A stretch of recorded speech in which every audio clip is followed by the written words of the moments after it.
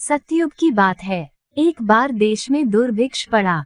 वर्षा के अभाव से अन्न नहीं हुआ, पशुओं के लिए चारा नहीं रहा। दूसरे वर्ष भी वर्षा नहीं हुई।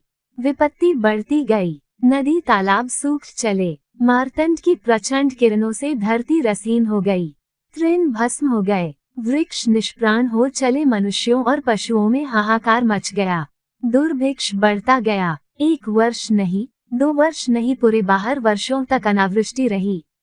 लोग त्राही त्राही करने लगे। कहीं अन्न नहीं, जल, तृण नहीं, वर्षा और शीत ऋतुएं नहीं। सर्वत्र सर्वदा एक ही ग्रीष्म ऋतु। धरती से उड़ती धूल और अग्नि में सनी तेजलू। आकाश में पंख पसारे दल के दल उड़ते पक्षियों के दर्शन दुर्लभ हो गए। पशु पक्षी ही नहीं, कितने मनुष्य काल के गाल में गए, कोई संख्या नहीं।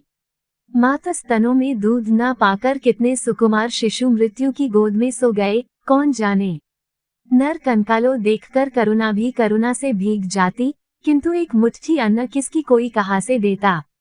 नरेश का अक्षय कोष और धनपतियों के धन अन्न की व्यवस्था कैसे करते। परिस्थिति उत्तरोत्तर बिगड़ती ही चली गई। प्राणों के लाले पड़ गए। किसी ने बतलाया कि नरमेघ किया गया तो वर्षा हो सकती है। लोगों को बात जंची, पर प्राण सबको प्यारे है। बलात् किसकी बलि दी नहीं जा सकती। विशाल जन समाज एकत्र हुआ था, पर सभी चुपचाप थे। सबके सर झुके थे। अचानक नीरवता भंग हुई। सबने दृष्टि उठाई, देखा 12 वर्ष का अत्यंत सुंदर बालक खड़ा है। उसके अंग से कोमलता जैसे छू रही है।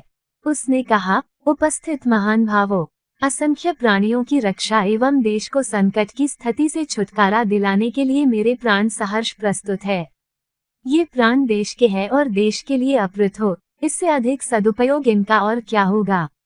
इसे बहाने विश्वत्मा प्रभु की सेवा इस काया से हो जाएगी। बेटा शतमन्यु, तू धन्य है। चिल्लाते हुए एक व्यक्ति दौड़कर उसे अपने हृदय से कस लिया। वे उसके पिता थे। तूने अपने पूर्वजों को अमर कर दिया। शतमन्यु की जननी भी वहीं थी। समीप आ गईं। उनकी आंखें झर रही थी। उन्होंने शतमन्यु को अपनी छाती इस प्रकार चिपका लिया, जैसे कभी नहीं छोड़ सकेगी।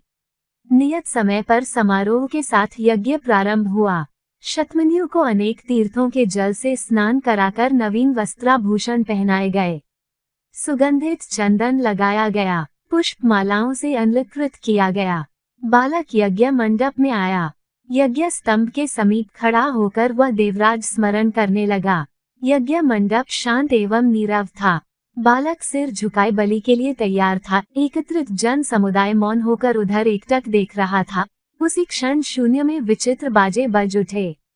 शतमन्यु पर पारिजात पुष्पों की वृष्टि होने लगी। सहसा मेघ ध्वनि के साथ वज्रधर सुरेंद्र प्रकट हो गए। सब लोग आंख फाड़े आश्चर्य के साथ देख रहे थे।